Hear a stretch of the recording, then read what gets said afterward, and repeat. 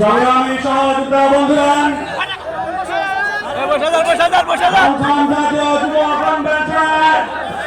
এই ভাষায় বিশেষ অতিথির বক্তব্য